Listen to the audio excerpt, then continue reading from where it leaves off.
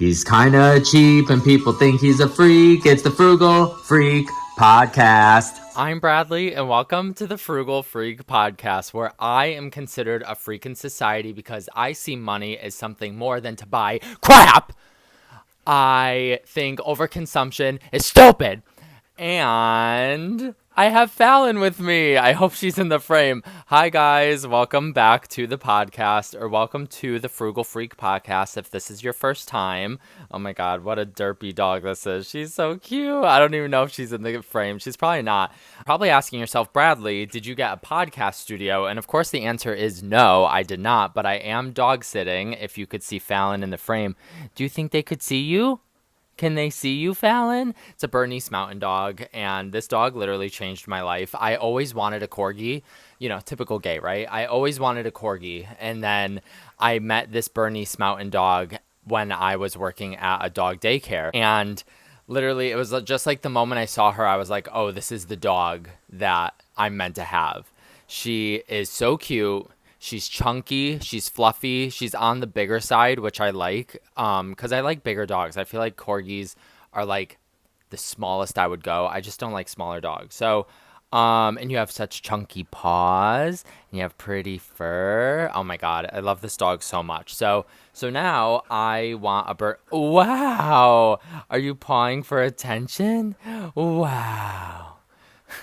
She's so cute. Like, if you stop petting her, she will just ask for much more. Anyway, so I'm dog sitting, of course, right? I feel like most episodes I'm dog sitting when I film. But they have this, like, beautiful setting. I was like, oh my God, this looks like a podcast studio. Like, before I head out, I was like, I should film my podcast episode for the week in here. I love it. So if I ever was to have a podcast studio, I guess this is what it would look like. So I love this. If you guys saw in pop culture history news, if you saw at the Coldplay concert, the, cheating CEO expose scandal, yeah, that was the Coldplay concert that I was at. If I told you guys, I think in the last episode, I got Coldplay tickets for my mom and I. If you watch me on TikTok, you've probably seen all the videos right now. And I'll say, too, if you watch me on Facebook, it's not me and it's someone stealing my content and someone impersonating me because they're stupid. Get a job. Literally get a job. Can you imagine? I put so many hours a week into my content, and there's just some LOSER. I don't know how much I could say and how mean I can be, but you are a LOSER if you steal people's content and you create a whole page impersonating them. If it's a fan page, that's one thing. But anyways, so if you see any videos of me on Facebook, can you please report them? And can you also leave a comment saying this is not the real Bradley? Bradley's aware this person is ripping him off, and go follow him on TikTok, baddie.brad, because that's the real Bradley. So it's so frustrating. Anyways, I just want to put the little PSA out there. I need to start saying it more because you would not believe how many people I've gotten 3 or 4 messages in the past month being like, oh, I've watched you on Facebook and now I found you on here. And I'm like, I'm not on Facebook. I don't post on Facebook. I do nothing on Facebook. And I swear to God, if they're monetizing me, get me a lawyer stat. If they're making money off of my videos because they're posting them on Facebook, get ready to be sued. And I have lawyer money now. Oh my God, I would actually lose my mind. Anyway, sorry, I'm getting sidetracked. But so I was at the Coldplay concert. Talk about getting your money's worth, right? I got a show within a show. It was crazy. So it was so good. It was so good. The total cost for the night came to almost $700, which is definitely not the kind of money I usually spend. And it does kind of hurt to spend that much money. I mean, that's almost my rent for the month that I spent for one concert for one night, because I had to buy third party. My mom it's been 4 or 5 days since the show. My mom keeps texting me. She's like, it's all I could think about. It's all I could talk about. My mom had such a good time, and I had a good time too. And I guess that's really what it was all about, was just kind of doing something nice for her and treating her. Come over here. Wow. We had a good time, and we witnessed a moment in pop culture history that probably 10 years from now we'll still have our jaws dropped. It's so crazy how everything's happened. I also just wanted to say there was so much positive feedback from my travel video vlog that I did 3 weeks ago. When I went to upstate New York for the weekend. And a lot of you guys like that. And it's so funny because you're so pretty. You're so pretty.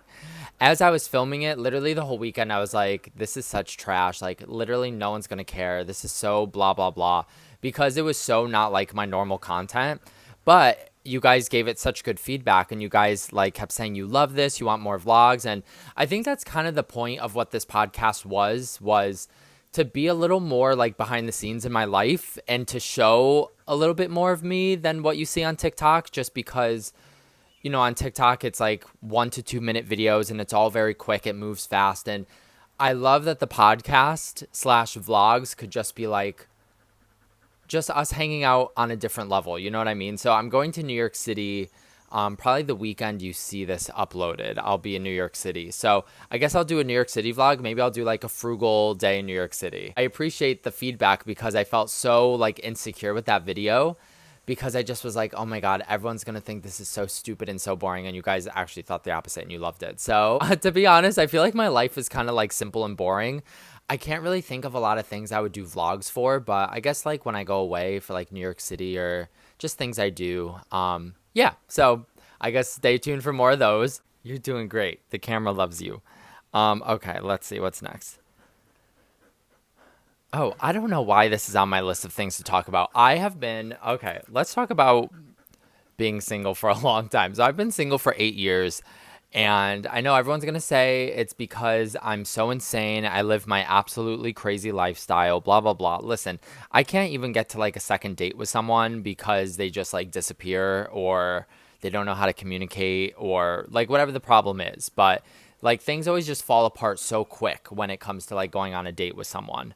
And so I've been single for 8 years, and I just feel like, I don't know if you relate to this. I feel like I've gotten to the point where it's like, I don't feel like I'm even capable at this point to let someone into my life, because I've been so single for so long and so on my own for so long. And like even my financial journey and student loan situation, like I didn't have my parents to lean on. I didn't have anyone to lean on or looking out for me or having my back. Like all of my wins and losses were all on me.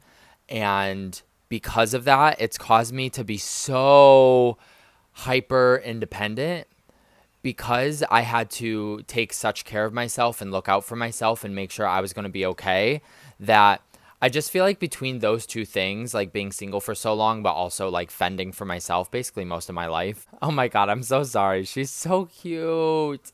She's so cute. I can't do this. I've made jokes so many times. Sometimes I just want to flee the state I live in and take Fallon with me, because I love her so much and we could just like go start a new life together. But anyways, I just feel like I've gotten to the point where I don't even know if I have the capacity to let someone into my life. Like you guys know, obviously no one knows who I was like 7-8 years ago. I was such a lover boy. I can't even begin to tell you. Like I was so obsessed with love. I would do anything for love. The few times I was in relationships, I would like go above and beyond to like make them happy.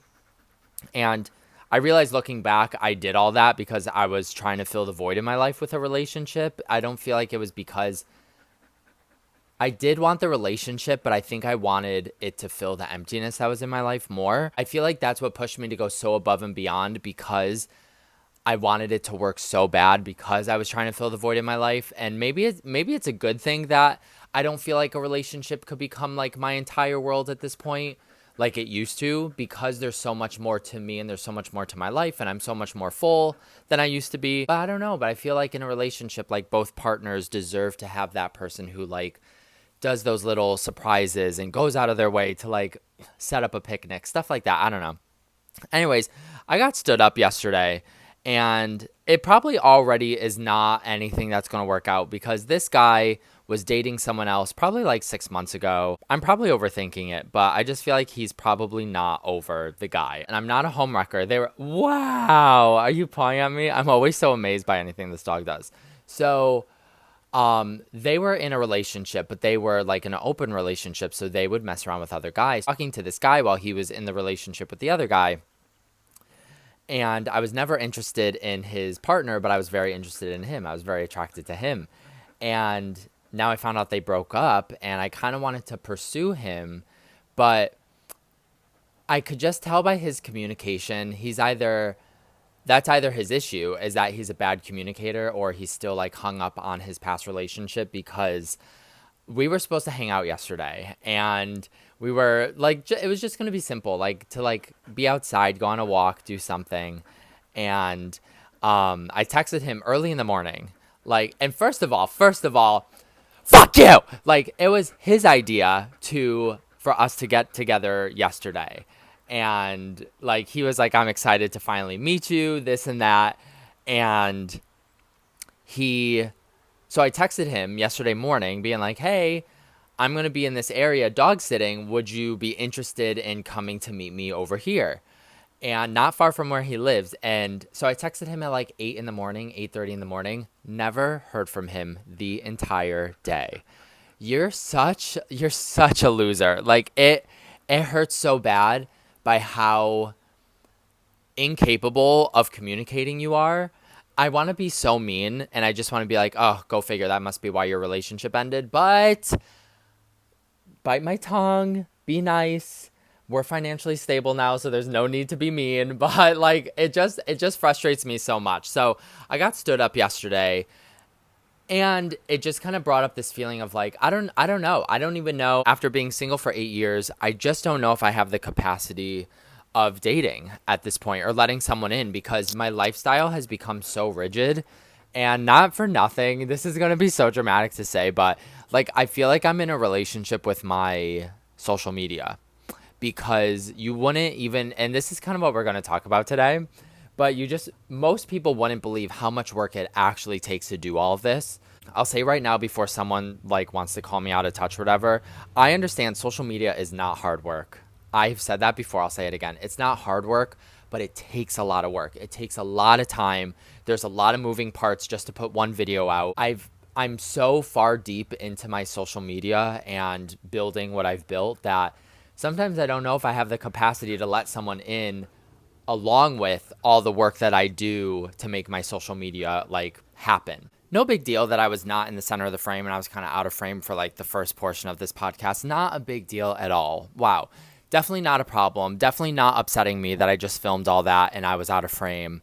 At least I did get Fallon in the opening act. I wanted y'all to see Fallon, and now I don't know if you could still see her. But anyways, that's great. So thank you for dealing. I'm not a professional by any means. We have to know this at this point. Like, I am a perfectionist, but when it comes to this podcast, I mean, come on. I'm literally talking into my headphones microphone. Anyways, I just want to say one more thing before we get into today's topic. I don't know how it happened. I have been watching old Jenna Marbles videos. Do you guys remember Jenna Marbles from like 6-7 years ago? Well, even longer than that, but like the queen of YouTube, literally. I don't know. I think maybe a random video popped up on my like recommended page and I just watched it, and then I kind of fell into watching her stuff again. Oh my God, it just brings me back to such simpler times. I remember watching Jenna Marbles videos when I was still living at my parents' house, and I would go to my sister's room and we would watch the new episode video together. Do you know what I mean? And it's like, I don't know. It's so sad when you become an adult and things just like, it all just kind of feels different. I'm trying to not be like negative, but I don't know. It's like just thinking about me and my sister hanging out in her bedroom at my parents' house, like watching a YouTube video 7 years ago. Like, I just feel like it wouldn't feel the same today. You know, I feel like that's what's like so sad about getting older, is that it's just like the simplicity, or I guess the joy of things, I feel like fade away, where back 6, 7, 8 years ago, at least for me, because I was in my like mid 20s at that point. How old was I 7 years ago? 21, 30, 29, 20, 25, yeah. I don't know. It's just like the simplicity of the past and being younger.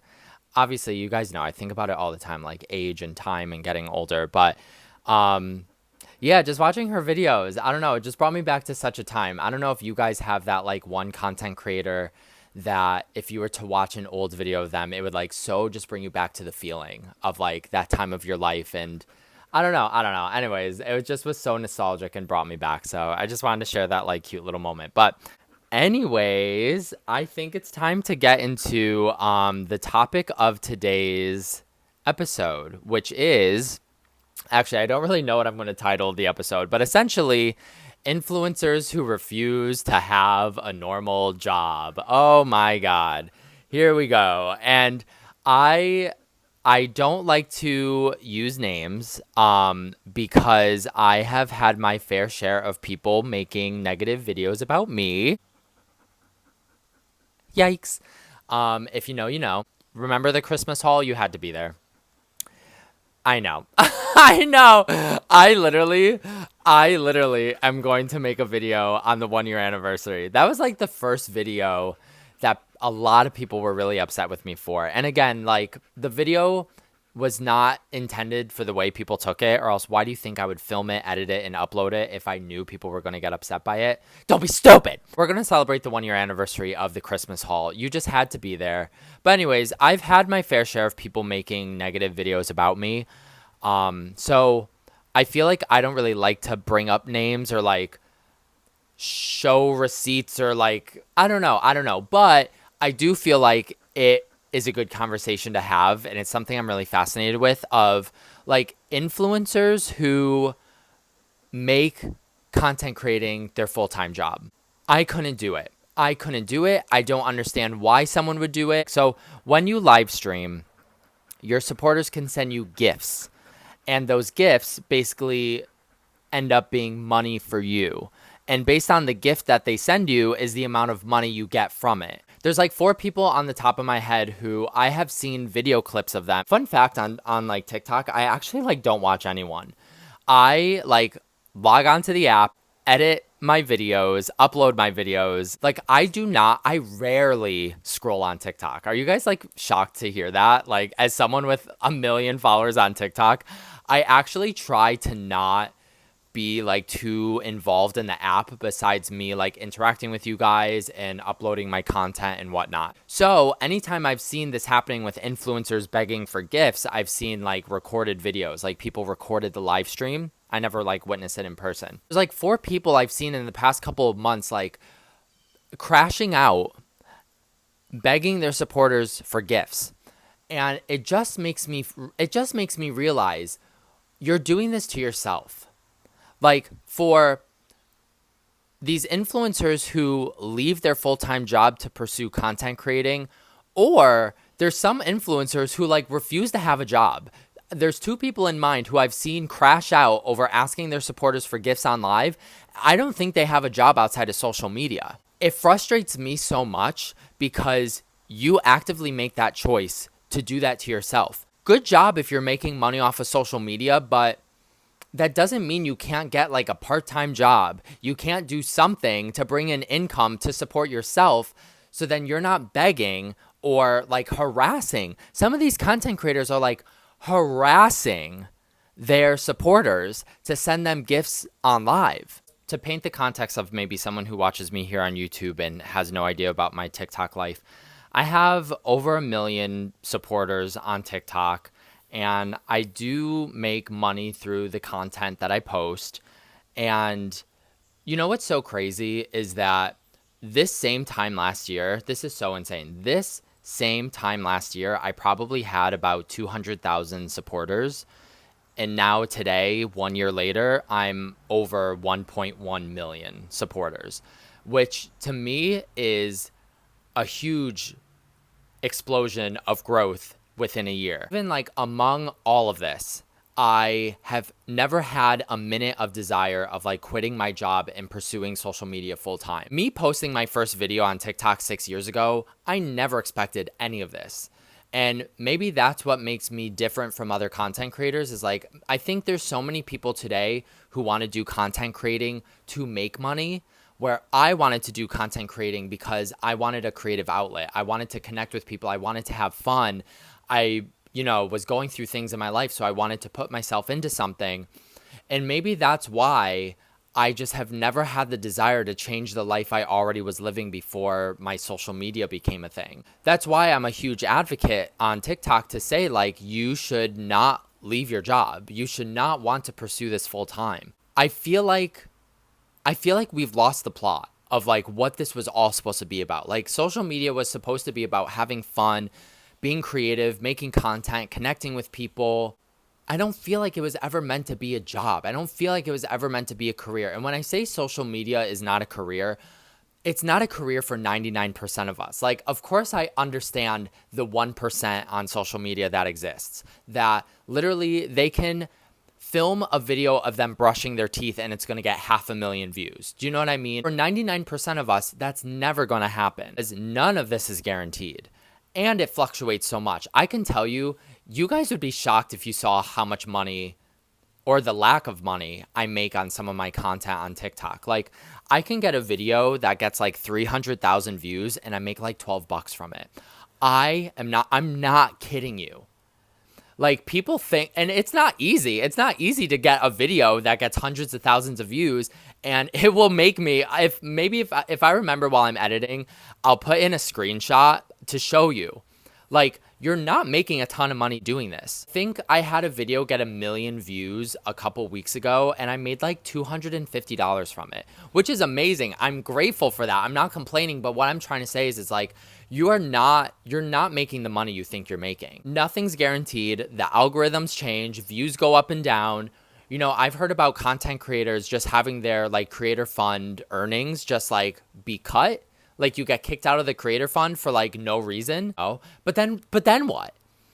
I can't believe you are putting yourself at such risk by walking away from your job and pursuing social media. This social media is the biggest gamble. All of this can go away.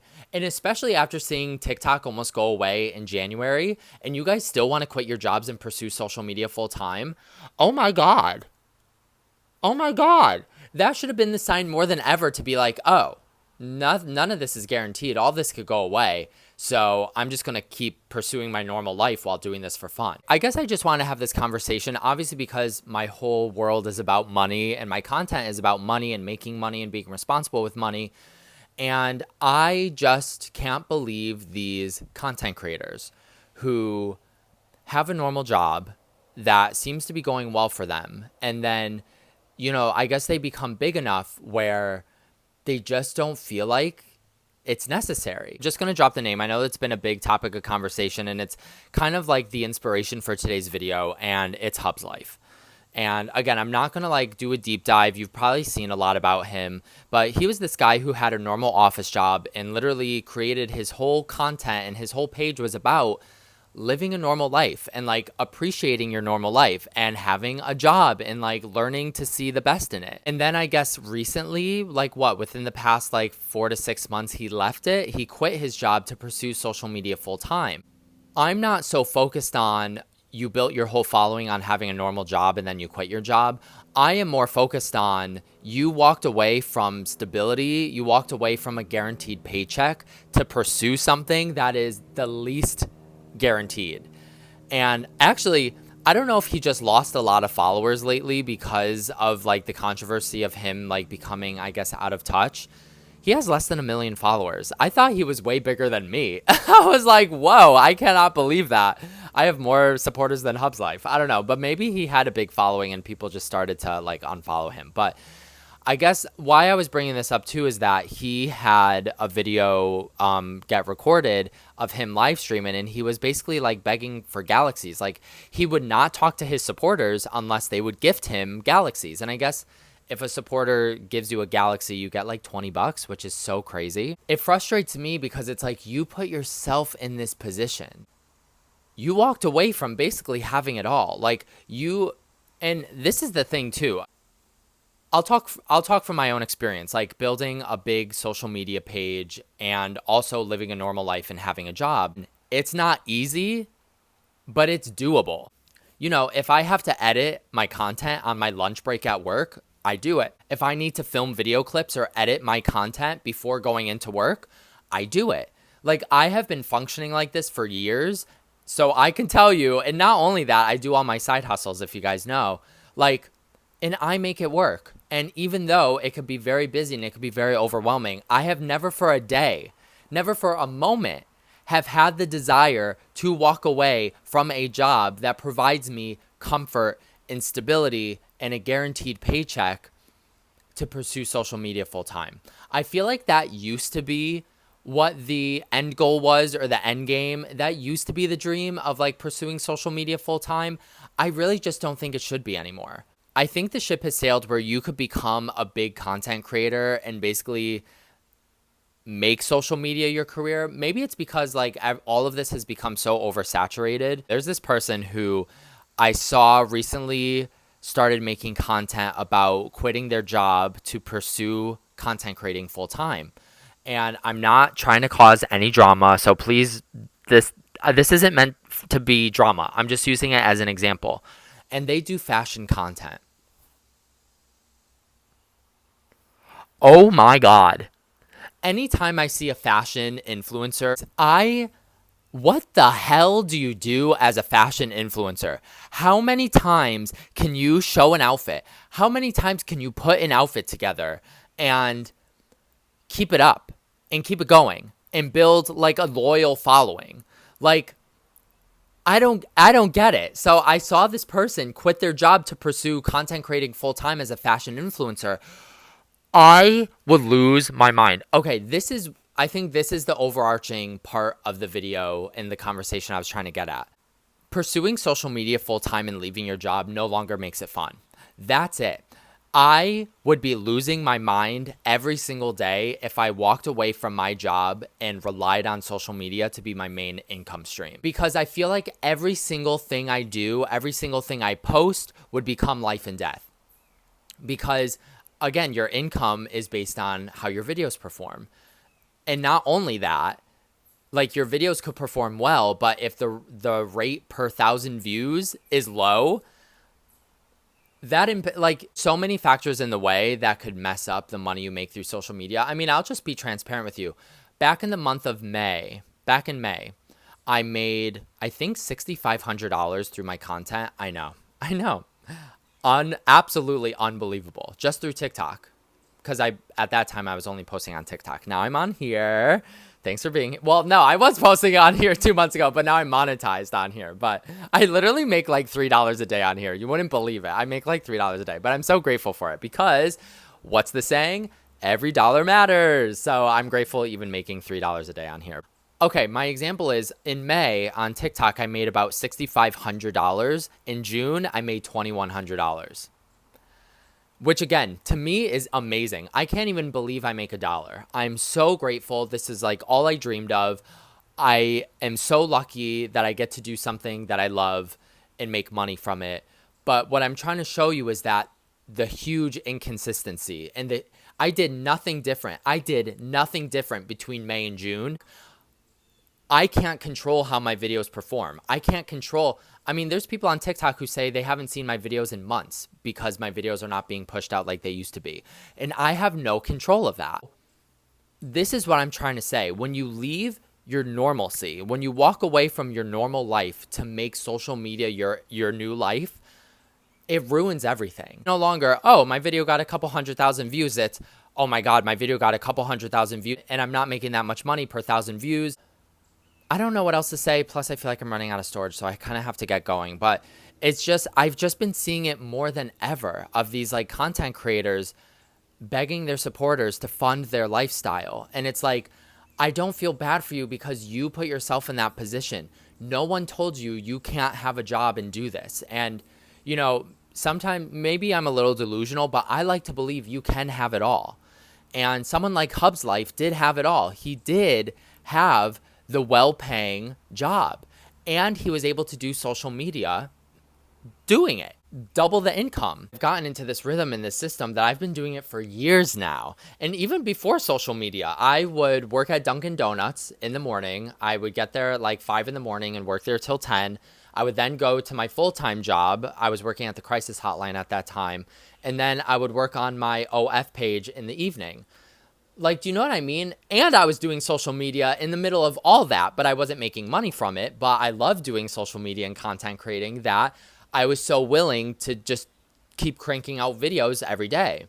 I don't know. I just feel like I'm able to see that I'm able to do it among juggling all these things in my life. It's not easy, but it's possible. I try to like highlight normalcy in life. Like, No, you don't need the best of everything. Just learn to make the best of everything. You don't need to always be spending money to feel joy and happy. Like, sometimes saving money should bring you joy and happiness. You know what I mean? And it's just the same thing with like having a job and working and doing social media. Like, I kind of love that I have over 1 million supporters, but I just also love living my normal life. And not for nothing, I also feel like it has helped me stay very like grounded by continuing to live the life I already was living well before having 1 million people supporting me. Like that, like getting recognized in public, getting brand deals, having videos get like 1 million views. Like, all of this is happening to me, and I can't believe it's happening to me, but I just never for a second have been like, oh, maybe I should just make this my full-time career and walk away from my job. Like, the thought has never entered my mind for a second. And like, maybe it's because I have an unhealthy relationship with money and my mindset is always just like more, more, more, more, more. There's nothing wrong with living your normal life, having your normal job, having a structured, stable income, and appreciating having a job and doing content creating on the side. So never let a content creator make you think differently. But yeah, I don't know. I just don't feel bad for these people who make this decision to either not have a job and just make social media their full thing, or they choose to walk away from their stable income and their paycheck and a career that they built to do social media full time. And then, they're putting themselves at risk. And I can always feel bad for someone who is like stressed about money or struggling with money because I've been there for so long in my life. But it's hard to feel bad when it's like you kind of had it all and you chose to walk away from it. And then you make it your supporters' problem to have to gift you money. Like when I live stream, if you guys watch me on TikTok and we live stream, we have such a fun time. Wouldn't you say? Like, I love live streaming, talking to you guys, hanging out with you guys.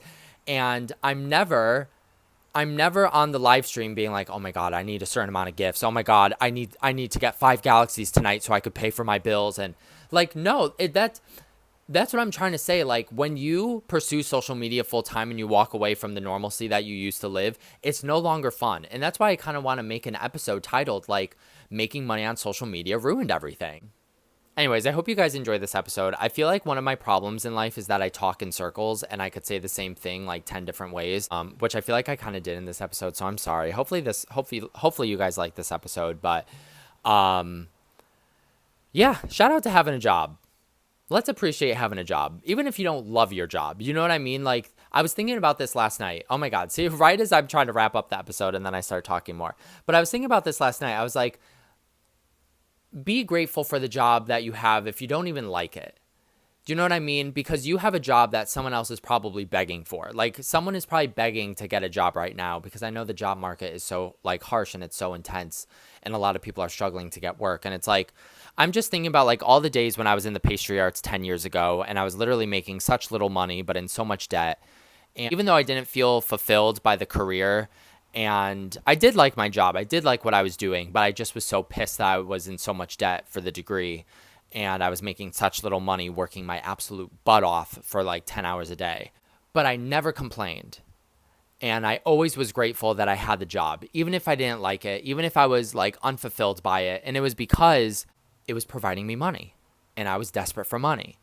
And I just feel like people would probably be a little happier if they looked on the brighter side of things. I think in all aspects of life, people would be happier. But I just feel like if people, instead of being like, oh, I hate this job, it's like changing your mindset to be like, I'm so lucky that I have a paycheck coming in every 2 weeks. Like, I'm so lucky I have income that's guaranteed thing. I'm so lucky that I have this when a lot of people are unemployed right now.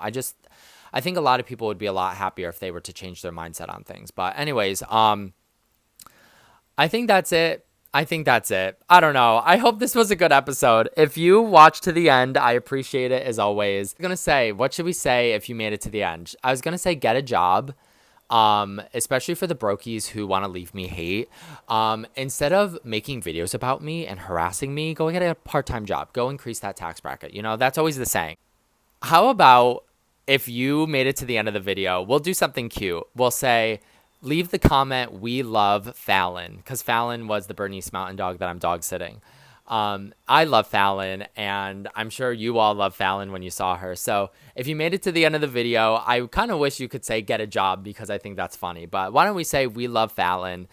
because Fallon is iconic and so cute and so chunky. All right, I love you guys. Thank you so much for your love and support. I'm so grateful for you. I'll never beg you for money. I'll see you at the next episode, which will probably be that New York City vlog that I was telling you about. So stay tuned for that. That should be really fun. Maybe I'll just do like a frugal day in New York City, and I hope you guys enjoy it. And thank you for everything. I love you so much. I can't believe for a second, every day, I cannot believe this happened to me. I don't take any of this for granted. Like when I was at the Coldplay concert, I literally met like 20 of you guys. There were so many budget baddies in that arena, and it almost feels like a cult. I think I started a cult. I don't know, but I'm so grateful every day for you and that this is my life, and because none of this was guaranteed to happen, and it did. So I love you guys, and thank you for everything. I'll see you at the next episode. Bye.